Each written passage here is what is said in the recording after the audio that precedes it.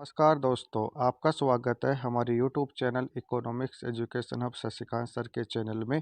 आज हम बात करेंगे कक्षा 12 की जो समष्टि अर्थशास्त्र की पुस्तक के पाठ नंबर 3, जिसका नाम है मुद्रा और बैंकिंग। इस पाठ में से बोर्ड परीक्षा 2023 में कुल 8 नंबर के सवाल पूछे जाएंगे, जिसमें से एक सवाल वस्तुनिष्ठ या रिक्त स्थान का होगा, एक सवाल होगा अति लघुत्तरात्मक, एक सवाल होगा लघुत्तरात्मक और एक सवाल होगा निबंधात्मक। तो इस प्रकार कुल 4 प्रश्न पूछे जाएंगे और चारों प्रश्नों का कुल अंक बाहर होगा 8 नंबर। तो इस पाठ के जो महत्वपूर्ण प्रश्न है उसके बारे में हम चर्चा करते हैं।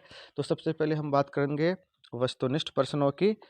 तो सबसे पहला प्रश्न दे रखा है इसमें कि भारतीय रिजर्व बैंक की स्थापना किस वर्ष हुई। तो इसका आंसर होगा व 1935 में। दूसरा सवाल है कि भारत का केंद्रीय बैंक है। तो इसका आंसर होगा स रिजर्व बैंक ऑफ इंडिया। तीसरा है भारतीय रिजर्व बैंक है। तो इसका आंसर होगा ए भारत का केंद्रीय बैंक। चौथा सवाल है कि भारत में नोट निर्गमन का एकाधिकार किसे प्राप्त है। तो इसका आंसर होगा ए भारतीय रिजर्व बैंक।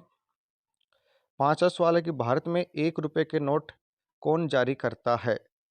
तो इसका आंसर होगा द भारत सरकार। तो ध्यान देना दोस्तों कि जो 1 रुपये का नोट है वह भारत सरकार जारी करती है और 1 रुपये के नोट के अलावा सभी नोट भारतीय रिजर्व बैंक जारी करता है। छठवां सवाल है कि व्यावसायिक बैंक का प्रमुख कार्य है। तो इसमें 4 ऑप्शन दे रखे हैं, जैसे दे रखा है लोगों की जमायत स्वीकार करना, ब ऋण प्रदान करना, स प्रतिनिधि के रूप में कार्य करना और द उपयुक्त सभी। तो इसका आंसर होगा द उपयुक्त सभी। सातवां सवाल है कि मुद्रा का कार्य है। तो अ विनिमय का माध्यम, ब मूल्य का मापन, स मूल्य संचय का आधार और द उपयुक्त सभी। तो इसका आंसर होगा द उपयुक्त सभी, यानी सभी ये मुद्रा के कार्य है। तो आंसर होगा द उपयुक्त सभी। आठवां सवाल है कि निम्नलिखित में से मुद्रा का प्राथमिक कार्य कौन सा है। तो इसका आंसर होगा अ विनिमय का माध्यम। नौवां सवाल है करेंसी जमा अनुपात है। तो इसका आंसर होगा ब लोगों द्वारा करेंसी में धारित मुद्रा बटा बैंक जमा के रूप में धारित मुद्रा। 10वां सवाल है कि वस्तु विनिमय प्रणाली का प्रयोग करने वाली अर्थव्यवस्था को क्या कहा जाता है। तो इसका आंसर होगा स वस्तु वस्तु अर्थव्यवस्था यानी वस्तु प्रणाली अर्थव्यवस्था कहा जाता है। 11वां सवाल है कि संकीर्ण मुद्रा किसे कहा जाता है। तो इसका आंसर होगा अ M1, यानी जो M1 होती है उसे संकीर्ण मुद्रा या संकुचित मुद्रा भी कहा जाता है। 12वां सवाल है कि व्यापक मुद्रा किसे कहा जाता है। तो इसका आंसर होगा स M3, यानी जो M3 है उसे व्यापक मुद्रा, M3 को व्यापक मुद्रा या विस्तृत मुद्रा के नाम से भी जाना जाता है। 13वां सवाल है कि वस्तु विनिमय प्रणाली का दोष है। तो अ दे रखा है आवश्यकता के दोहरे संयोग का अभाव, ब दे रखा है मूल्य का मापन का अभाव, स वस्तु विभाजन का अभाव और द उपयुक्त सभी। तो इसका आंसर होगा द उपयुक्त सभी। 14वां सवाल है कि निम्न में से कौन सी संपत्ति सबसे तरल है। तो इसका आंसर होगा ब मुद्रा। 15वां सवाल है कि स्फीतिक अंतराल को ठीक करने के लिए प्रमुख मौद्रिक उपाय कौन सा है। तो इसमें 4 ऑप्शन दे रखे हैं, दे रखा है बैंक दर में वृद्धि, ब खुले बाजार की प्रतिभूतियों को बेचना, स नगद कोष अनुपात में वृद्धि और द इनमें से सभी। तो इसका आंसर होगा द इनमें से सभी। 16वां सवाल दे रखा है कि केंद्रीय बैंक के निम्नलिखित कौन से कार्य है। तो 4 ऑप्शन दे रखा है, अ नोट निर्गमन का एकाधिकार, ब सरकार का बैंकर, स विदेशी विनिमय कोषों का संरक्षक और द उपरोक्त सभी। तो इसका आंसर होगा द उपरोक्त सभी। तो इस पाठ के जो वस्तुनिष्ठ प्रश्न है महत्वपूर्ण, उनके बारे में हमने चर्चा कर ली है। अब हम जानते हैं रिक्त स्थान वाले प्रश्नों के बारे में। पहला प्रश्न दे रखा है कि मुद्रा रिक्त स्थान का एक सर्वमान्य माध्यम है। तो इसका आंसर होगा रिक्त स्थान में विनिमय। दूसरा सवाल है कि रिक्त स्थान सुविधाजनक लेखा की एक इकाई के रूप में भी कार्य करती है। तो इसका आंसर होगा मुद्रा। स दे रखा है कि आधुनिक अर्थव्यवस्था में मुद्रा के अंतर्गत नगदी एवं रिक्त स्थान जमाए होती है। तो रिक्त स्थान में आंसर आएगा बैंक। चौथा सवाल है कि भारत को अपना केंद्रीय बैंक सन रिक्त स्थान में मिला। तो रिक्त स्थान में आंसर होगा 1935 में। पांचवा सवाल है कि रिक्त स्थान एकमात्र संस्था है जो करेंसी निर्गमित करती है। तो इसका आंसर होगा रिजर्व बैंक, भारतीय रिजर्व बैंक। छठवां सवाल है कि भारत में करेंसी नोट भारतीय रिजर्व बैंक जारी करता है जो भारत का मौद्रिक रिक्त स्थान है, यानी रिक्त स्थान में आंसर आएगा प्राधिकरण। सातवां सवाल है कि एक निश्चित समय में लोगों में संचरण करने वाली कुल मुद्रा को मुद्रा की रिक्त स्थान कहते हैं, यानी मुद्रा की पूर्ति कहते हैं, यानी रिक्त स्थान में आंसर आएगा मुद्रा पूर्ति। आठवां सवाल है कि मुद्रा के माध्यम के बिना वस्तुओं के विनिमय को रिक्त स्थान कहते हैं। तो इसमें आएगा रिक्त स्थान में आंसर विनिमय। तो इस प्रकार हमने जो वस्तुनिष्ठ पर्सन है और रिक्त स्थान वाले पर्सन है उनके बारे में हमने चर्चा की लिए। अब हम बात करते हैं इस पाठ के जो महत्वपूर्ण अति लघु उत्तरात्मक पर्सन है उनके बारे में। तो पहला सवाल दे रखा है कि मुद्रा के संचलन वेग का क्या आशय बताइए। तो इसका आंसर होगा कि मुद्रा की एक इकाई अवधि में जितनी बार स्थानांतरण होता है उसे मुद्रा का संचलन वेग कहते हैं। दूसरा सवाल है कि भारत के केंद्रीय बैंक का नाम लिखिए। तो इसका आंसर होगा कि भारतीय रिजर्व बैंक भारत का केंद्रीय बैंक है। तीसरा सवाल है कि मुद्रा की पूर्ति की M3 माप क्या है। तो इसका आंसर होगा कि M3 बराबर है M1 प्लस बैंक की सावधि जमाए। अगला सवाल है चौथा नंबर का कि मुद्रा की सट्टा मांग को कौन कौन सा कारक निर्धारित करता है। तो इसका आंसर होगा बंद पत्र के मूल्य में वृद्धि या गिरावट की आशा मुद्रा की सट्टा मांग को निर्धारित करता है। पांचवा सवाल है कि तरलता अधिमान का क्या अभिप्राय है। तो इसका आंसर होगा कि लोगों द्वारा मुद्रा शेष की मांग को तरलता अधिमान कहते हैं। छठवां सवाल है कि वस्तु विनिमय का अर्थ लिखिए। तो इसका आंसर होगा कि वह प्रणाली जिसमें एक वस्तु के बदले दूसरी वस्तु का आदान प्रदान किया जाता है वस्तु विनिमय प्रणाली कहलाती है। सातवां सवाल है यदि आपका व्यावसायिक बैंक में बचत खाता है तो इस खाते में जमा राशि कौन सी जमा कहलाएगी। तो इसका आंसर होगा कि यह जमा राशि मांग जमा कहलाएगी।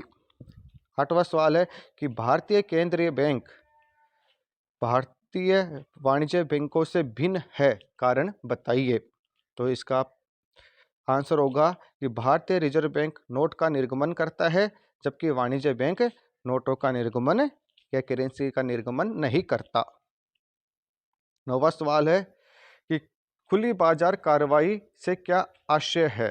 तो इसका आंसर होगा जब भारतीय रिजर्व बैंक साख को नियंत्रित करने की दृष्टि से खुले बाजार में प्रतिभूतियों का क्रय विक्रय करता है तो उसकी इस क्रिया को खुले बाजार की क्रियाएं कहा जाता है। 10वां सवाल है कि मुद्रा गुणक का सूत्र बताइए। तो इसका आंसर होगा मुद्रा गुणक बराबर होता है M/H, जहाँ M है मुद्रा की पूर्ति और H है उच्च शक्तिशाली मुद्रा। 11वां सवाल है कि साख सर्जन का कार्य कौन करता है। तो इसका आंसर होगा व्यापारिक बैंक या व्यावसायिक बैंक। 12वां सवाल है कि भारत में 1 रुपए के नोट का निर्गमन कौन करता है। तो इसका आंसर होगा कि भारत में 1 रुपए का नोट का निर्गमन भारत सरकार करती है। 13वां सवाल है कि भारतीय रुपए का प्रतीक चिन्ह लिखिए। तो भारतीय रुपए का प्रतीक चिन्ह होगा रे के ऊपर सीधी लाइन और एक बीच में लाइन। 14वां सवाल है कि भारतीय बैंक का एक वर्जित कार्य बताइए। तो इसका आंसर होगा कि भारतीय रिजर्व बैंक जनता से ब्याज पर रुपया स्वीकार नहीं करता। 15वां सवाल है कि दोहरे सहयोग की आवश्यकता का क्या अर्थ है। तो इसका आंसर होगा कि इसका तात्पर्य यह है कि एक व्यक्ति को दूसरे ऐसे व्यक्ति की तलाश रहती है जो उसकी अतिरिक्त वस्तु को खरीदकर उसे उसकी इच्छित वस्तु दे दे। 16वां सवाल है कि वस्तु विनिमय प्रणाली किसे कहते हैं। तो इसका आंसर होगा कि वह प्रणाली जिसमें वस्तुओं के बदले वस्तुओं का आदान प्रदान किया जाता है, वस्तु विनिमय प्रणाली कहलाती है। 17वां सवाल है कि भारत में मुद्रा का निर्गमन कौन करता है? तो इसका आंसर होगा कि भारत में 1 रुपए का नोट का निर्गमन भारत सरकार तथा अन्य बड़े नोटों का निर्गमन भारतीय रिजर्व बैंक द्वारा किया जाता है। 18वां सवाल है कि बचत खाते तथा सावधि खाते में एक अंतर बताइए। तो इसका आंसर होगा कि बचत खाते से कभी भी पैसा निकाला जा सकता है, जबकि सावधि खाते में एक निश्चित समय अवधि के पश्चात ही पैसे निकाल सकते हैं। 19वां सवाल है कि चालू खाते तथा सावधि खाते में एक अंतर बताइए। तो इसका आंसर होगा कि चालू खाते से किसी भी समय पैसे निकलवाए जा सकते हैं, जबकि सावधि खाते में से एक निश्चित अवधि के पश्चात ही पैसे निकाल सकते हैं। 20वां सवाल है कि मांग जमा किसे कहते हैं? तो इसका आंसर होगा कि व्यावसायिक बैंकों में बचत एवं चालू खाते में लोगों के द्वारा जमा धनराशि को ही मांग जमा कहते हैं। 21वां सवाल है कि M1 में किन किन तत्वों को शामिल किया जाता है? तो M1 में जनता के पास करेंसी और बैंकों के पास मांग जमाओं को शामिल किया जाता है। और 22वां सवाल है कि M2 में किन किन तत्वों को शामिल किया जाता है? तो M2 बराबर होता है कि M2 बराबर M1 प्लस डाकघर बचत बैंकों में बचत जमाए। 23वां सवाल है कि M4 में किन किन तत्वों को शामिल किया जाता है? तो इसका आंसर होगा कि M4 बराबर है M3 प्लस डाकघर बचत बैंकों की कुल जमाए। अगला सवाल है 24वां कि भारत सरकार द्वारा विमुद्रीकरण कब किया गया? तो इसका आंसर होगा कि भारत सरकार द्वारा नवंबर 2016 में विमुद्रीकरण किया गया। 25वां सवाल है कि व्यापारिक बैंकों के कोई दो कार्य बताइए। तो पहला कार्य है जमाई स्वीकार करना और दूसरा कार्य है ऋण देना। 26वां सवाल है कि व्यापारिक बैंक की परिभाषा लिखिए। तो इसका आंसर होगा कि व्यापारिक बैंक वे बैंक है जो लोगों से जमा स्वीकार करते हैं तथा इन जमाओं से ब्याज प्राप्त करने वाली निवेश परियोजनाओं को ऋण प्रदान करते हैं। 27वां सवाल है कि प्रतिनिधि पत्र मुद्रा से क्या आशय है? तो इसका आंसर होगा जब पत्र मुद्रा के पीछे 100% सोने या चांदी का कोष रखा जाता है जो पूर्ण रूप से परिवर्तनीय होता है, उसे प्रतिनिधि मुद्रा कहा जाता है। 28वां सवाल है कि रिजर्व बैंक साख नियंत्रण हेतु बैंक दर का प्रयोग कैसे करता है?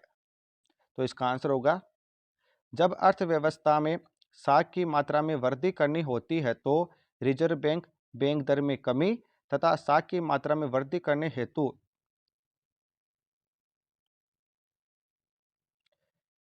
बैंक दर में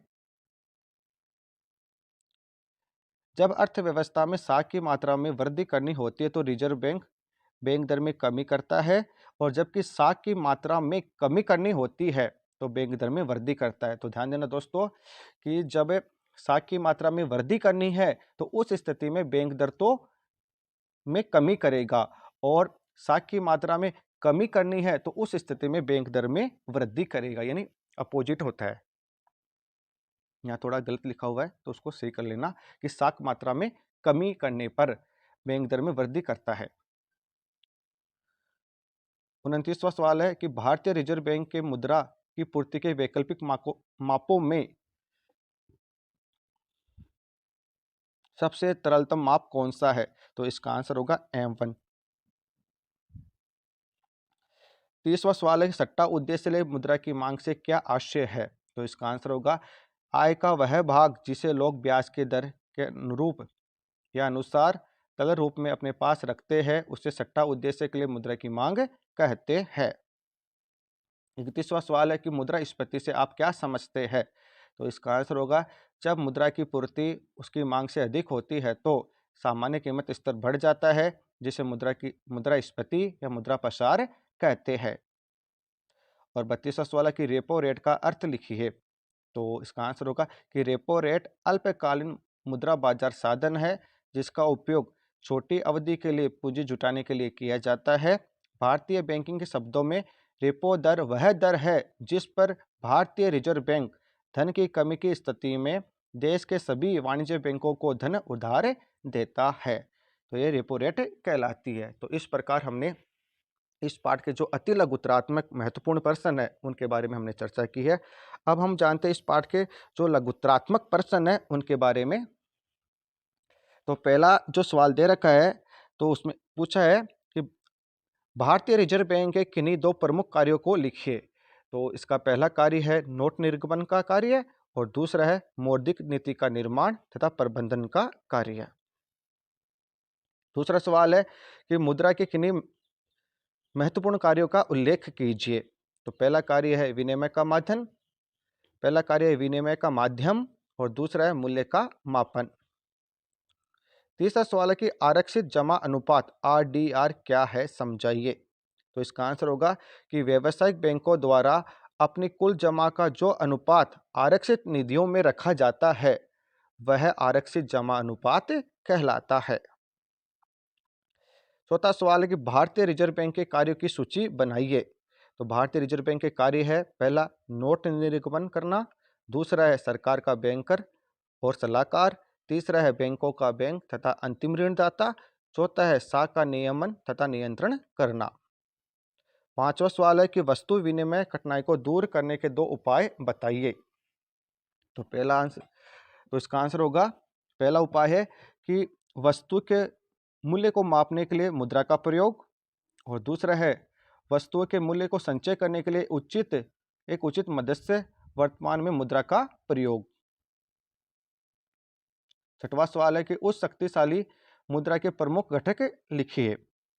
तो उस शक्तिशाली मुद्रा के दो प्रमुख घटक है पहला लोगों द्वारा अपने पास रखे गए नोट और सिक्के, और दूसरा है व्यावसायिक बैंकों के महत्वपूर्ण संचय और अन्य संचय।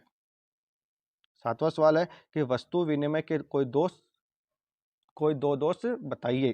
तो पहला कमी है आवश्यकता के दोहरे संयोग का अभाव होना, और दूसरा है मूल्य के मापन में कठिनाई आना। आठवां सवाल है कि करेंसी जमा अनुपात को स्पष्ट कीजिए। तो लोगों द्वारा करेंसी में धारित मुद्रा तथा बैंक जमा के रूप में धारित मुद्रा का अनुपात करेंसी जमा अनुपात कहलाता है, अर्थात CDR बराबर होता है CU/DD। नवा सवाल है कि मुद्रा के दो कार्य लिखिए। तो पहला कार्य है कि मुद्रा के द्वारा वस्तुओं तथा सेवाओं का विनिमय आसान हो जाता है, और दूसरा है मुद्रा मूल्य के मापन का कार्य भली भांति करती है। 10वां सवाल है कि बैंक पद्धति द्वारा मुद्रा सर्जन कैसे किया जाता है। तो यहाँ मुद्रा आएगा, मुद्रा सर्जन कैसे किया जाता है। तो इसका आंसर होगा कि व्यापारिक बैंक अपनी जमाओं को आरक्षित अनुपात रखकर शेष राशि ऋण के रूप में दे देते हैं तथा ऋणी के खाते में उस राशि को जमा कर देते हैं। बैंक उस राशि को भी जमा मानकर उसमें से आरक्षित अनुपात रखकर पुनः ऋण दे देती है। यह प्रक्रिया साख सर्जन कहलाती है।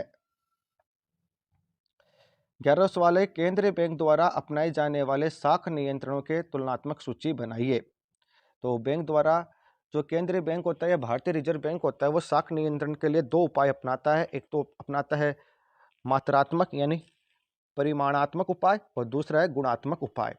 तो जो मात्रात्मक उपाय है वो है बैंक दर, खुले बाजार की क्रियाएं, आरक्षित जमा अनुपात और नगद जमा अनुपात। गुणात्मक उपाय है चयनात्मक साख नियंत्रण, साख की राशनिंग, उपभोक्ता साख का नियमन, उधार की न्यूनतम दर का निर्धारण। 12वां सवाल है कि व्यावसायिक बैंकों के किन्हीं दो कार्यों का वर्णन कीजिए।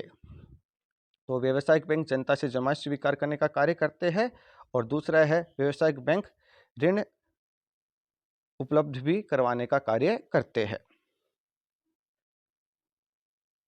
13वां सवाल है कि सट्टे के लिए मुद्रा की मांग का रेखाचित्र बनाइए, या सट्टे के लिए मुद्रा की मांग एवं ब्याज दर के संबंध को स्पष्ट करने के लिए एक विपुक्त रेखाचित्र बनाइए।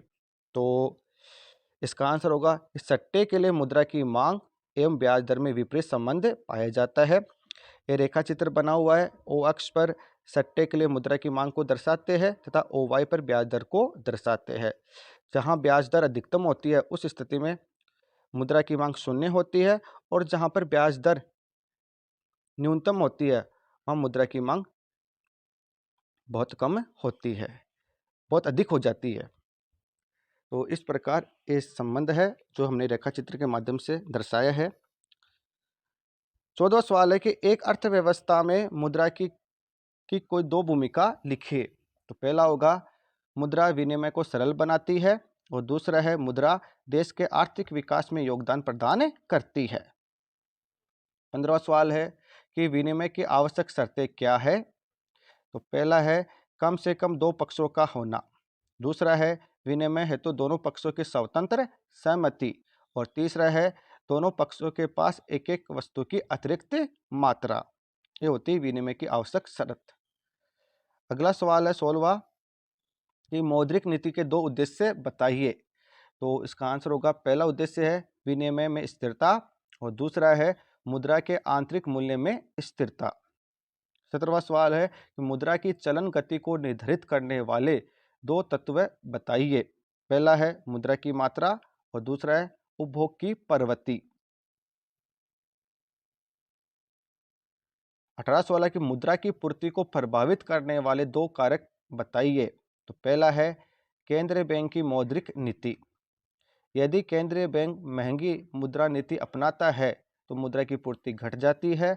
यदि सस्ती मुद्रा नीति अपनाता है तो मुद्रा की पूर्ति में वृद्धि हो जाती है। अतः केंद्रीय बैंक की मौद्रिक नीति का मुद्रा की पूर्ति पर महत्वपूर्ण प्रभाव पड़ता है। दूसरा है व्यावसायिक बैंकों द्वारा साख का निर्माण। देश के व्यावसायिक बैंकों की साख निर्माण क्षमता एवं नीति का भी मुद्रा की पूर्ति पर प्रभाव पड़ता है। 19वां सवाल है कि मुद्रा के कोई दो गौण कार्य बताइए। तो पहला गौण कार्य है मूल्य का संचय का साधन, और दूसरा है मूल्य का हस्तांतरण करने का साधन। 20वां सवाल है कि व्यापारिक बैंकों में खोले जाने वाले दो खातों के नाम लिखिए, या व्यापारिक बैंकों में किन्हीं दो खातों के नाम बताइए जिसमें जमाई स्वीकार होती है। तो पहला खाता है बचत खाता, और दूसरा है चालू जमा खाता। 21वां सवाल है कि एक विकासशील अर्थव्यवस्था में केंद्रीय बैंक की क्या क्या भूमिका होती है। तो इसका आंसर होगा कि एक विकासशील अर्थव्यवस्था में केंद्रीय बैंक की भूमिका को निम्न बिंदुओं से समझा जा सकता है। पहले भूमिका बैंकिंग प्रणाली का नियमन एवं नियंत्रण। एक विकासशील अर्थव्यवस्था में केंद्रीय बैंक का प्रमुख कार्य संपूर्ण देश की बैंकिंग प्रणाली का नियमन एवं नियंत्रण करना होता है। और दूसरा है प्रोत्साहनकर्ता की भूमिका। एक विकासशील अर्थव्यवस्था में मौद्रिक एवं बैंकिंग ढांचा विकसित नहीं होता। 22वां सवाल है कि सरकार के एजेंट एवं सलाहकार के रूप में केंद्रीय बैंक की भूमिका समझाइए। तो इसका आंसर होगा कि केंद्रीय बैंक भारत सरकार तथा राज्य सरकार की ओर से धन प्राप्त करता है तथा इसके आदेश के अनुसार इसका भुगतान करता है। दूसरा है सरकारी कोषों का स्थानांतरण करता है। और तीसरा है भूमिका कि केंद्र और राज्य सरकारों के लिए विदेशी विनिमय का प्रबंधन भी करता है। 23वां सवाल है कि पत्र मुद्रा और धातु मुद्रा में दो अंतर बताइए। तो इसका आंसर होगा कि पत्र मुद्रा में कागज के नोट तथा धातु मुद्रा में धातु के सिक्के चलन में होते हैं। दूसरा है पत्र मुद्रा का स्वयं का कोई मूल्य नहीं होता, जबकि धातु मुद्रा का स्वयं का मूल्य होता है। 24वां सवाल है कि भारत में रिजर्व बैंक की मौद्रिक नीति के दो उपकरण बताइए। पहला है खुले बाजार की क्रियाएं या कार्रवाई, और दूसरा है बैंक दर। 25वां सवाल है कि हाल ही में भारत में विदेशी विनिमय दर बढ़ रही है, इसका निर्यात पर क्या प्रभाव पड़ने की संभावना है और कैसे। तो इसका आंसर होगा कि विदेशी विनिमय दर बढ़ने के कारण निर्यात सस्ते हो जाते हैं, जिसके परिणाम स्वरूप निर्यात में वृद्धि होगी, जिसके कारण विदेशी मुद्रा की पूर्ति की मात्रा बढ़ जाएगी तथा मांग कम होने के कारण विदेशी विनिमय दर कम हो जाएगी। 26वां सवाल है कि केंद्रीय बैंक के साख नियंत्रण की दो गुणात्मक विधियों या उपकरणों के नाम लिखिए। तो पहला है चयनात्मक साख का नियंत्रण, और दूसरा है साख की राशनिंग।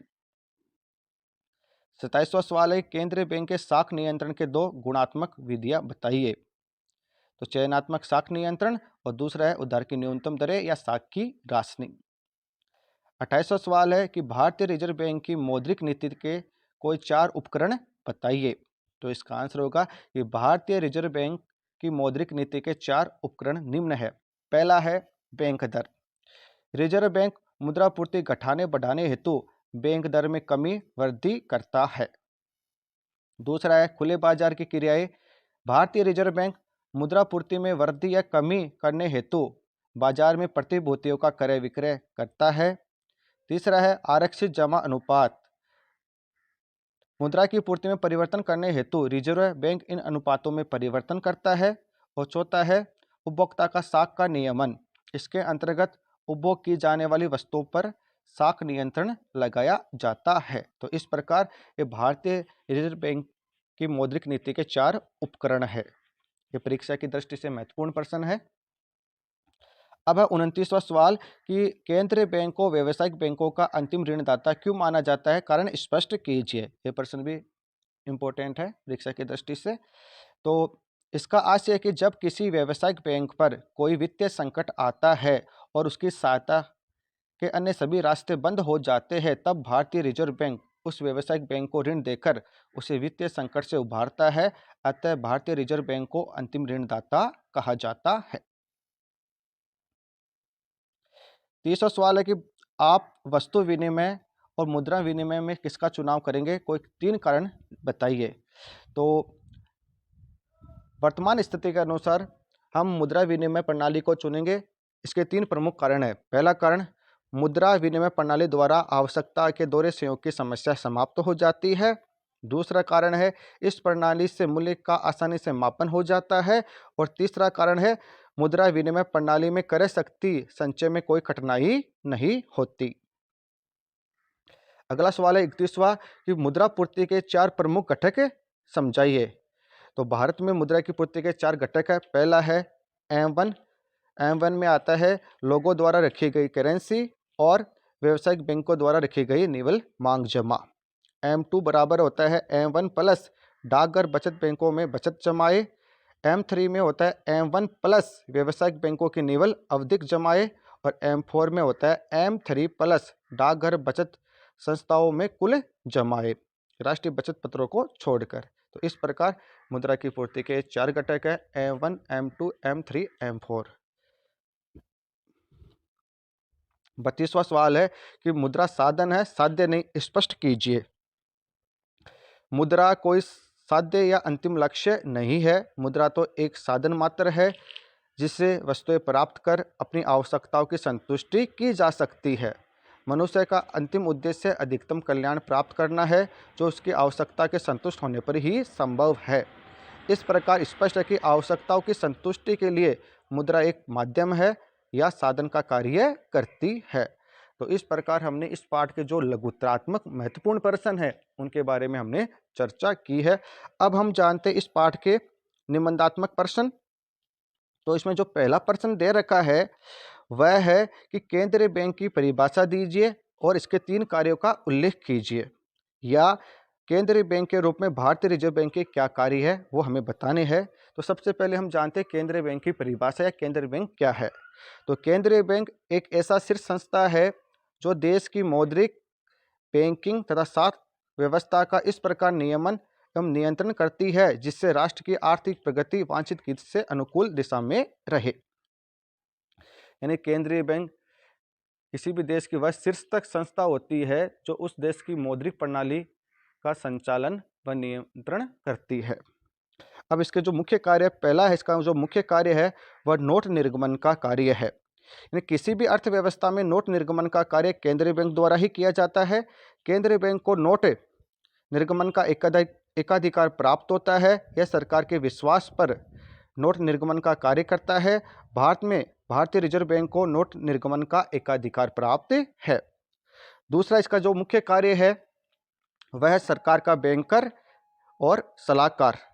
तो केंद्रीय बैंक सरकार का बैंकर होता है, वह सरकार के लिए वित्त का व्यवस्था करता है। भारतीय रिजर्व बैंक सरकार की ओर से धनराशि जमा करता है तथा सरकार की ओर से भुगतान करता है। सरकार के प्रतिनिधि के रूप में केंद्रीय बैंक सभी वित्तीय कार्य संपन्न किए जाते हैं। भारतीय रिजर्व बैंक सरकार का वित्तीय सलाहकार भी है। यह आर्थिक एवं वित्तीय मामलों में महत्वपूर्ण सलाह प्रदान करता है। तीसरा है ये व्यापारिक बैंकों को नगद कोषों का संरक्षक। केंद्रीय बैंक व्यापारिक कोषों की राशि का कुछ भाग नकद के रूप में अपने पास रखता है। यह राशि केंद्रीय बैंक समाशोधन के निपटारे तथा बैंकों के पारस्परिक लेन देन को संभव बनाने हेतु अपने पास रखता है। भारत के नकद कोषानुपात तथा मांग जमा अनुपात के रूप में रिजर्व बैंक के पास व्यापारिक बैंकों को नकद रखना अनिवार्य है। साख के नियमन एवं नियंत्रण में यह महत्वपूर्ण नियंत्रण का कार्य करता है। और चौथा है कार्य कि बैंकों का बैंक और अंतिम ऋणदाता। शीर्ष बैंक होने के नाते केंद्रीय बैंक बैंकों के बैंक एवं अंतिम ऋणदाता के रूप में कार्य करता है। अनुसूचित व्यापारिक बैंकों को आवश्यकता के समय केंद्रीय बैंक अंतिम ऋणदाता के रूप में ऋण उपलब्ध करवाता है। यह बैंक अनुसूचित बैंकों की प्रथम श्रेणी की प्रतिभूति की कटौती तथा पुनः कटौती करके बैंकों को अल्पकालीन ऋण प्रदान करता है। और बैंकिंग व्यवस्था प्रारंभ करने तथा नई शाखा खोलने से पूर्व केंद्रीय बैंक की अनुमति लेनी पड़ती है। तो इस प्रकार हमने केंद्रीय बैंक क्या है और केंद्रीय बैंक के कार्य जाने। दूसरा सवाल है कि व्यावसायिक बैंकों के किन्हीं 4 कार्यों का उल्लेख कीजिए या वर्णन कीजिए। तो सबसे पहले जानते हैं व्यावसायिक बैंक। वे वित्तीय संस्था जो जनता से जमाई स्वीकार करते हैं और लाभ कमाने के उद्देश्य से उधार देने और निवेश करने का कार्य करते हैं, व्यावसायिक बैंक कहलाते हैं। तो व्यावसायिक बैंक के मुख्य कार्य है, पहला कार्य है जमाई स्वीकार करना। तो बैंक चालू खाता, बचत खाता, सावधि खाता और आवर्ती जमा खाते के माध्यम से जनता की जमाई स्वीकार करता है। दूसरा है ऋण प्रदान करना। व्यावसायिक बैंक व्यापारियों, उद्योगपतियों, किसानों, उपभोक्ताओं आदि को ब्याज पर ऋण उपलब्ध करवाते हैं और ये बैंक सामान्यतः उत्पादक कार्यों के लिए ऋण उपलब्ध करवाते हैं। तीसरा है धनराशि का निवेश। बैंक अपने अतिरिक्त कोषों का निवेश केंद्रीय सरकार, राज्य सरकार की प्रतिभूतियों तथा बैंकिंग अधिनियम 1949 के तहत अनुमोदित अन्य प्रतिभूतियों में करते हैं। चौथा कार्य साख निर्माण करना। अधिक लाभ कमाने के उद्देश्य से आधुनिक व्यावसायिक बैंक अपनी अंश पूंजी तथा जमा राशि की कुल मात्रा से अधिक ऋण देते हैं। इस तरह बैंक साख का निर्माण करते हैं। और एजेंट संबंधी कार्य है, जैसे पहला है बैंक अपने ग्राहकों को डाक धनादेश, डिमांड ड्राफ्ट आदि के माध्यम से कोषों को एक स्थान से दूसरे स्थान पर प्रेषित करते हैं। दूसरा है बैंक अपने ग्राहकों की ओर से चेक, बिल, प्रोमिसरी नोट्स, किराया, आयकर, बीमा प्रीमियम, डिविडेंड वारंट्स आदि को एकत्रित व भुगतान करते हैं। तीसरा है बैंक अपने ग्राहकों की ओर से प्रतिभूतियों जैसे अंश, ऋण पत्र, बॉन्ड आदि का क्रय विक्रय करते हैं। छठवां कार्य है विदेशी विनिमय का क्रय विक्रय।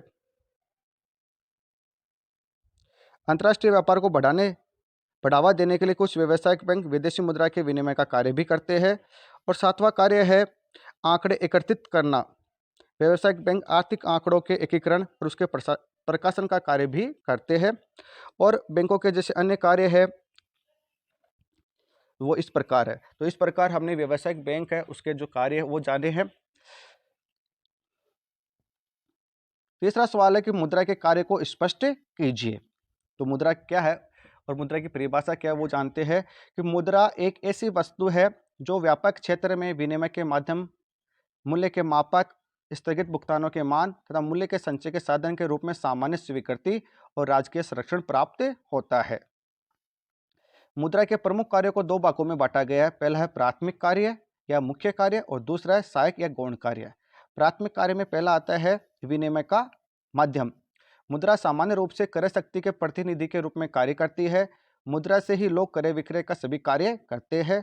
दूसरा है मुख्य कार्य मूल्य का मापक। समस्त वस्तुओं एवं सेवाओं का मूल्य मुद्रा में ही मापा जाता है। मुद्रा के अभाव में वस्तुओं के मूल्य के मापन में कोई उचित व्यवस्था नहीं है। अब मुद्रा के जो सहायक कार्य है जिसमें पहला है भावी भुगतान का आधार। उधार लेन देन का भुगतान भविष्य में किस प्रकार कितना करना है इसका निर्धारण मुद्रा से ही किया जाता है। दूसरा है मूल्य का संचय। कब क्या आवश्यकता पड़ जाए इस हेतु भविष्य के लिए धन संचय करके रखना आवश्यक होता है। मुद्रा ने मूल्य संचय के इस कार्य को आसान कर दिया। तीसरा है मूल्य का हस्तांतरण। कोई भी व्यक्ति अब वस्तुओं का क्रय विक्रय मुद्रा के माध्यम से कर सकता है तथा मूल्य का हस्तांतरण सुविधाजनक नोटों और चेकों के माध्यम से कर सकता है। तो इस प्रकार हमने मुद्रा के जो कार्य है वो जाने हैं। चौथा सवाल है कि मुद्रा किस प्रकार वस्तु विनिमय प्रणाली की कमियों को दूर करती है, सविस्तार लिखिए। या मुद्रा के द्वारा वस्तु विनिमय की कमियों का निर्धारण किस प्रकार किया जाता है, स्पष्ट कीजिए। तो इसका आंसर होगा कि मुद्रा द्वारा वस्तु विनिमय प्रणाली की कमियों का निवारण। पहला है दोहरे सहयोग की आवश्यकता नहीं। अब प्रत्येक व्यक्ति अपनी अनावश्यक वस्तु को बाजार में बेचकर मुद्रा प्राप्त कर सकता है तथा मुद्रा से अपनी आवश्यक वस्तु प्राप्त कर सकता है। दूसरा है विभाजन की समस्या समाप्त। वस्तुओं का मूल्य मुद्रा में निर्धारित होता है तथा मुद्रा में विभाजनशीलता का गुण विद्यमान है। तीसरा है मूल्य के सामान्य मापक की समस्या का समाधान। वर्तमान में वस्तुओं के मूल्य को मुद्रा में मापने का कारण मूल्य मापन कठिनाइयों का समाधान हो गया है। चौथा है धन संग्रह व हस्तांतरण करने का समाधान। अब मूल्य का संग्रह व हस्तांतरण मुद्रा के माध्यम से आसानी से किया जा सकता है। पांचवा है भावी भुगतान का समाधान। भावी भुगतानों को अब मुद्रा के द्वारा निर्धारित करके आसानी से किया जा सकता है। और छठवा है सेवाओं के विनिमय का समाधान। सेवाओं का मूल्य अब मुद्रा में निर्धारित होता है, उसका भुगतान भी मुद्रा में किया जा सकता है। तो अतः सेवाओं के विनिमय भी मुद्रा के माध्यम से आसान हो गया है। तो इस प्रकार हमने इस प्रश्न का आंसर जाना है। पांचवा प्रश्न है कि भारतीय रिजर्व बैंक की मौद्रिक नीति के उपकरण को सविस्तार समझाइए। तो इसका आंसर जानते हैं कि भारतीय रिजर्व बैंक की सबसे महत्वपूर्ण भूमिका अर्थव्यवस्था में मुद्रा की पूर्ति और शाख नियंत्रण के रूप में है। अर्थव्यवस्था के लिए सर्वाधिक उपयुक्त मौद्रिक नीति का संचालन करने के लिए भारतीय रिजर्व बैंक एक स्वतंत्र प्राधिकरण है। वह मौद्रिक नीति के संचालन के लिए निम्नलिखित उपकरणों का प्रयोग करता है, जैसे खुले बाजार के किराए, बैंक दर नीति, आरक्षित अनुपातों जैसे नगद आरक्षित अनुपात, वैधानिक तरलता अनुपात और भारतीय रिजर्व बैंक द्वारा स्थिरीकरण। तो पहला है खुले बाजार कार्रवाई। केंद्रीय बैंक द्वारा बाजार में प्रतिभूतियों, ऋण पत्रों तथा बिलों का क्रय विक्रय करना खुले बाजार की क्रियाएं कहलाती है। रिजर्व बैंक द्वारा प्रतिभूतियों को बेचने से बाजार में मुद्रा की मात्रा कम और प्रतिभूतियों को खरीदने से मुद्रा की मात्रा बढ़ जाती है। दूसरा है बैंक दर नीति। वह दर जिस पर रिजर्व बैंक व्यापारिक बैंकों को प्रथम श्रेणी की प्रतिभूतियों पर ऋण प्रदान करता है बैंक दर कहलाती है। देश में मुद्रा प्रसार की स्थिति में बैंक दर में वृद्धि तथा मुद्रा संकुचन की स्थिति में बैंक दर में कमी की जाती है। तीसरा आरक्षित अनुपातों। नगद आरक्षित अनुपात और वैधानिक तरलता अनुपात में अंतर करके रिजर्व बैंक द्वारा नगद आरक्षित अनुपात तथा वैधानिक तरलता अनुपात में परिवर्तन करके मुद्रा की पूर्ति को घटाया और बढ़ाया जा सकता है। यह कार्य भी रिजर्व बैंक की मौद्रिक नीति का एक उपकरण है। चौथा है भारतीय रिजर्व बैंक द्वारा स्थिरीकरण। भारतीय बाजार में विदेशी मुद्रा के अंतर्वाह के कारण विभिन्न प्रकार की समस्याएं उत्पन्न हो सकती है। इससे बचने के लिए भारतीय रिजर्व बैंक अनेक उपाय करता है तथा बाहरी आगतों को नियंत्रित करने में एक महत्वपूर्ण भूमिका अदा करता है। तो इस प्रकार हमने शाख नियंत्रण के जो उपकरण है उनके बारे में हमने जाना है। छठवां सवाल है कि भारतीय अर्थव्यवस्था के विकास में रिजर्व बैंक की भूमिका या योगदान को स्पष्ट कीजिए। तो इसका आंसर होगा कि भारतीय अर्थव्यवस्था के विकास में रिजर्व बैंक की भूमिका। तो पहला है इसकी भूमिका नोट निर्गमन और नियंत्रण। भारत में रिजर्व बैंक को नोट निर्गमन का एकाधिकार प्राप्त है। यह अर्थव्यवस्था में मुद्रा एवं शाख की मात्रा को नियंत्रित करने का महत्वपूर्ण कार्य करता है। इसका जो दूसरी भूमिका है शाख नियंत्रण की। तीसरी इसकी जो भूमिका है वो पूंजी निर्माण को बढ़ावा देना। और चौथी इसकी जो भूमिका है वो विदेशी विनिमय कोषों का प्रबंध करना। पांचवी है बैंकिंग वित्तीय संस्थाओं का विकास करना। और छठवीं है सार्वजनिक ऋण का प्रबंध। और सातवीं है सरकारी संस्थाओं का विकास। और आठवीं है आर्थिक तकनीकी सहयोग। तो इस प्रकार ये भारतीय रिजर्व बैंक के विकास में भूमिका है। सातवां सवाल है कि भारतीय रिजर्व बैंक के मुख्य कार्यों का वर्णन कीजिए। तो इसके जो मुख्य कार्य है उसको दो भागों में बांटा गया है। पहला है केंद्रीय बैंकिंग संबंधी कार्य और दूसरा साधारण बैंकिंग संबंधी कार्य। तो पहला है केंद्रीय बैंकिंग संबंधी कार्य। पहला है सरकार का बैंकर, दूसरा है मुद्रा जारी करना, तीसरा है व्यावसायिक बैंकों के कोष का संरक्षक, और चौथा है विदेशी मुद्रा भंडार का संरक्षक, और पांचवा है अंतिम ऋणदाता, छठवा है समाशोधन गृह का कार्य, और सातवां है मुद्रा पूर्ति व साख का नियंत्रण, आठवां है औद्योगिक वित्त की व्यवस्था करना, नौवां है आर्थिक आंकड़े एकत्रित करना। ये तो क्या बैंकिंग संबंधी कार्य। अब साधारण बैंकिंग संबंधी कार्य है। पहला है भारतीय रिजर्व बैंक सरकार और व्यक्तियों को ब्याज रहित जमा स्वीकार करता है। रिजर्व बैंक 90 दिन तक परिपक्वता वाले बिलों की कटौती पर बुनाता है। तीसरा है रिजर्व बैंक अधिकतम 15 महीनों तक की अवधि वाले भारत के लिए लिखे गए कृषि बिलों का क्रय विक्रय करता है। और चौथा है वह जमानत पर भारत सरकार व अन्य राज्य सरकारों को अधिकतम 90 दिन तक के लिए ऋण प्रदान कर सकता है। तो इस प्रकार हमने भारतीय रिजर्व बैंक के जो मुख्य कार्य है उनके बारे में हमने जाना है। 8वां सवाल है कि एक विकासशील अर्थव्यवस्था में व्यावसायिक बैंकों की भूमिका को स्पष्ट कीजिए। तो एक विकासशील अर्थव्यवस्था में व्यावसायिक बैंक की भूमिका को निम्नलिखित बिंदुओं से स्पष्ट किया जा सकता है। पहला है पूंजी निर्माण में सहायक, दूसरा है बैंकिंग आदतों का विकास, तीसरा है पूंजी एवं साख की व्यवस्था, चौथा है कृषि व उद्योगों के विकास में सहायक, पांचवा है मुद्रा की मांग को पूरा करना, छठा है कोषों का उचित वितरण। तो इस प्रकार नौवां है कि आर्थिक क्षेत्र में मुद्रा का महत्व की विवेचना कीजिए। तो मुद्रा के महत्व को बताना है। तो उपभोग के क्षेत्र में मुद्रा का महत्व है विनिमय में आसानी, वस्तुओं सेवाओं की उपलब्धता और अधिकतम संतुष्टि। उत्पादन के क्षेत्र में महत्व है बड़े पैमाने पर उत्पादन संभव, पूंजी की गतिशीलता, पूंजी निर्माण संभव। विनिमय के क्षेत्र में है वस्तु विनिमय दोषों के निवारण, मूल्य तंत्र का आधार, विनिमय में सरलता, और राजस्व क्षेत्र में है और वितरण क्षेत्र में इस प्रकार भूमिका है। अगला सवाल है 10वां कि केंद्रीय बैंक और व्यापारिक बैंकों में अंतर लिखिए। तो पहला अंतर है कि किसी देश में एक केंद्रीय बैंक होता है, केवल और केवल केंद्रीय बैंक एक होता है, जबकि व्यापारिक बैंक बहुत सारे होते हैं। दूसरा है अंतर कि केंद्रीय बैंक का उद्देश्य मौद्रिक एवं बैंकिंग व्यवस्था का नियंत्रण करना होता है, जबकि व्यापारिक बैंकों का मुख्य उद्देश्य होता है अधिक से अधिक लाभ कमाना। तीसरा है केंद्रीय बैंकों का बैंक होता है, वह जनता से प्रत्यक्ष व्यवहार नहीं करता, जबकि व्यापारिक बैंक जनता का बैंक होता है, वह जनता से उसका प्रत्यक्ष व्यवहार करता है। चौथा अंतर है कि केंद्रीय बैंक नोट निर्गमन का पूर्ण व आंशिक एकाधिकार होता है, जबकि व्यापारिक बैंकों को नोट निर्गमन का एकाधिकार प्राप्त नहीं होता। पांचवा अंतर है केंद्रीय बैंक से देश में साख का नियंत्रण करता है, जबकि व्यापारिक बैंक साख का नियंत्रण नहीं करते और केंद्रीय बैंक द्वारा इसकी साख का नियंत्रण होता है। तो इस प्रकार ये अंतर दे रखे हैं।